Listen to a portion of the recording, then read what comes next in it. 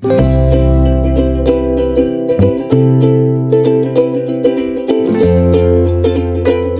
hello, salam sejahtera Malaysia. Selamat datang ke channel Fels Lifestyle. Terima kasih kerana terus setia dan terus bersama di dalam channel ini.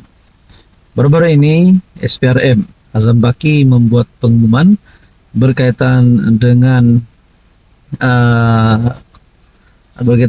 siasatan-siasatan yang juga melibatkan bekas Perdana Menteri, yaitu Ismail Sabri. Nah, ada satu dapatan terbaru, ada satu lagi kenyataan terbaru daripada Azam Baki.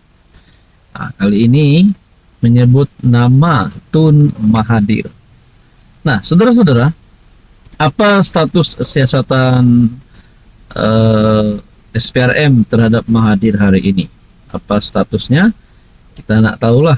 Nah, dan SPRM sudah membuat kenyataan, keputusan baru-baru ini akan memaklumkan perkembangan kes berprofil tinggi pada hari ini bertarik 9 September.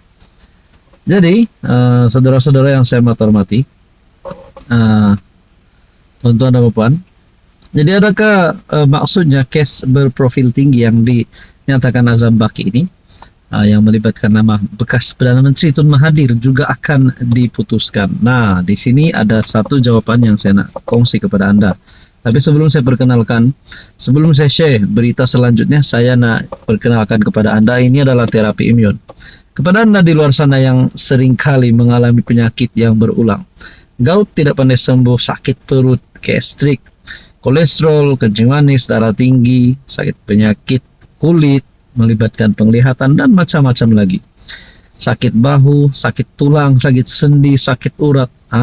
Mungkin inilah waktunya Anda untuk mendapatkan terapi imun transfer factor. Produk ini selamat, halal, dan semula jadi. Dan yang paling penting, produk ini adalah kajian saintis yang diluluskan oleh KKM. So, kepada Anda di luar sana yang ingin bertanya tentang terapi imun, Anda boleh menghubungi saya di nomor yang tertera. Nah, saudara-saudara, SPRM baru-baru ini dalam satu kenyataan, siasatan terhadap Mahathir masih berjalan, kata Azam Baki. Adakah dengan ini terdapat peratusan Mahathir boleh ditangkap sekiranya Tun Mahathir ini didapati bersalah? Siasatan terhadap Tun masih berjalan dengan tumpuan kini diberikan kepada aset yang dipercayai dimiliki beliau di UK, United Kingdom, kata Ketua Pesuruhjaya SPRM Tan Sri Azam Baki. Beliau berkata pihaknya kini sedang dalam proses mendapatkan maklumat terperinci daripada pihak berkuasa UK berhubung perkara itu. Siasatan melibatkan Dr. Mahathir masih lagi dijalankan dan kami sedang mendapatkan maklumat terperinci daripada pihak luar, terutama sekali pihak UK. Pihak authority UK berhubung dengan aset-aset yang dimiliki oleh Dr. Mahathir. Sekiranya maklumat dapat diperoleh, kita akan maklumkan kemudian. Adakah dengan ini Tun Mahathir sekiranya terdapat kekayaan yang mencurigakan sehingga menyebabkan kesalahan terhadap Mahathir boleh ditangkap sehingga gelarannya boleh ditarik? Nah, ini yang menjadi persoalan. Dan saudara-saudara, maklumat tambahan pada 21 Januari lepas dilaporkan menurut pengisytiharan harta yang dikemukakan kepada SPRM, Tan Sri Mokzani Mahathir memiliki aset bernilai kira-kira 1 bilion, manakala Mirzan sebanyak 246,2 juta. Dan pasti gempar baru-baru ini di mana rumah cucu ataupun cucu Mahathir yang dipecah masuk dan kerugian mencecah 1,8 juta kalau saya tak silap. Jadi berapa kaya sebenarnya Tun Mahathir dan keluarga Mahathir? Apapun, kalau Mahathir ini bersalah bersama dengan ahli keluarganya, mungkinkah ada peratusan ataupun risiko harta mereka disita ataupun mereka diserbu SPRM sehingga kan penemuan timbunan uang juta-juta, berbilion kah, uang emas kah, barang kemas kah, entahlah. Tapi apapun, kita tunggu keputusan terkini dan kita berdoa supaya semuanya baik-baik saja untuk Mahathir dan keluarga Mahathir. Hai, hello, salam sejahtera Malaysia. Selamat datang ke channel Fels Lifestyle. Terima kasih karena terus setia dan terus bersama di dalam channel ini. Saudara-saudara, tuan-tuan dan puan-puan, ada satu pengesahan terkini daripada dokter yang menyebutkan ataupun memberikan kita terkini status terkini berkaitan dengan kes kematian Zara Kairina, berkaitan dengan serangan ataupun mungkin kecederaan yang diterima oleh Zara. Sehingga hari ini masih ada yang mempersoalkan adakah Zara Kairina diserang, dipukul, dibully. Nah, akhirnya ramai yang bersetuju, ramai yang berkata adik Zara ini dibully. Tapi ada satu dapatan terkini yang menyebut dokter mengesahkan tiada kesan lebam, darah pada tubuh Zara Kairina. Wow. Ini satu dapatan terbaru. Oke, sebelum saya teruskan, saya perkenalkan kepada Anda.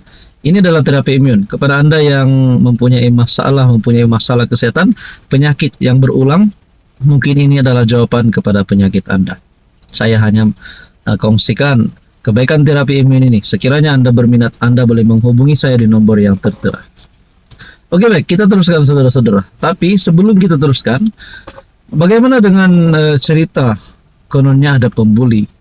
Bagaimana dengan 5 orang yang didakwa baru-baru ini?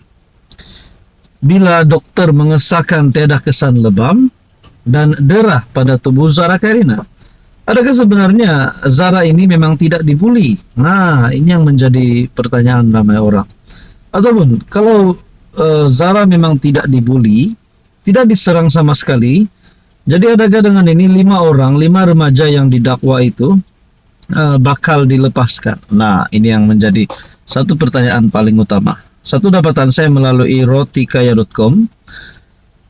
Kota Kinabalu 9 September, seorang pegawai perubatan Jabatan Kecemasan dan Trauma Hospital Queen Elizabeth memberitahu Mahkamah Coroner bahwa tiada kesan lebam atau tanda penderaan ditemukan pada tubuh Allahyarham Zara Kairina semasa menerima remaja itu untuk pemeriksaan pada 16 Julai. Nah, ini adalah tarik di mana kejadian berlaku.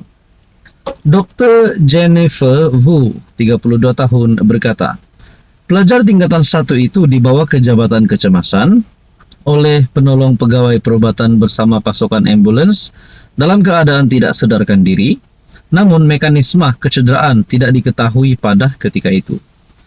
Hasil pemeriksaan mendapati tiada sebarang kesan lebam atau tanda penderaan pada tubuh pesakit. Hasil pemeriksaan juga menunjukkan pelajar yang disyaki mengalami kecederaan otak yang serius selain disyaki mengalami pendarahan dalaman. Disebabkan tekanan darah mangsa terlalu rendah, remaja itu disyaki mengalami kecederaan dalaman due to high impact pada badan yang menyebabkan pendarahan dalam badan.